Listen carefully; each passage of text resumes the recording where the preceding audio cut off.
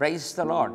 యేసుక్రీస్తు దివ్యనామంలో ఉదయకాల సమయంలో వాక్యం వింటున్న వీక్షించుచున్న దేవుని బిడ్డలైన మీ అందరికీ నా హృదయపూర్వక వందనాలు తెలియజేస్తున్నాను. దేవుని బిడ్డలారా, ఈ ఉదయకాల సమయంలో దేవుడు ఒక అద్భుతమైనటువంటి కిరీటాన్ని, ఒక క్రోడ్ని దేవునికి ఇవ్వాలని ఆశపడుతున్నాడు. బైబిల్లో గమనిస్తే చాలా కిరీటాల గురించి దేవుని వాక్యంలో అనేక సందర్భాల్లో రాయబడింది.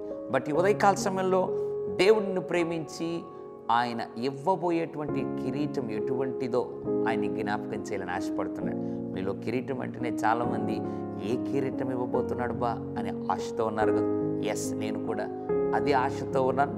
దేవుడు నా ద్వారా తన వాక్యముల నుండి ఒక మాట మన అందరికీ జ్ఞాపకం చేసి ఆ కిరీటాన్ని నీకు ఆయన అనుగ్రహించాలని ఆశపడుతున్నాడు. ఏ కిరీటం? కీర్తనల గ్రంథం 103వ అధ్యాయం 4వ వచనం, కరుణ కటాక్షములను నీకు కిరీటముగా ఉంచుచున్నాడు. ఎంత అద్భుతమైన దావీదు కీర్తన కదా. దావీదు అంటున్నాడు, కరుణ కటాక్షములను కిరీటం. మొదటిగా దేవుడు నీకు ఇచ్చినటువంటి కిరీటం కరుణ, 2 కటాక్షము గల కిరీటం. అంటే ఆ కిరీటానికి హక్కుదారుడుగా చేస్తున్నాడు.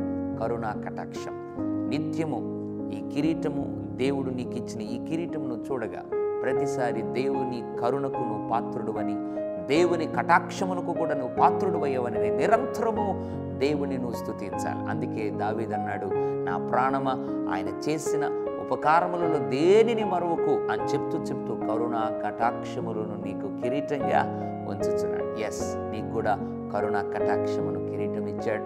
కాబట్టి ఉదయకాల సమయంలో ప్రభువా, నన్ను కరుణించినందుకు, నన్ను కటాక్షించినందుకు నీకు స్తోత్రం అని చెప్పి చూడు. నిత్యము ఈ కిరీటం నీకు, నీ కుటుంబానికి దేవుడు అనుగ్రహించి మీ తల పైకెత్తేవాడుగా ఉంటాడు. పరిశుద్ధుల తండ్రి, నీకు వందనాలు.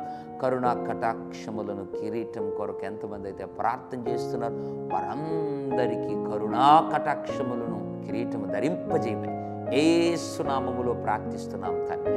ఆమెన్. God bless you.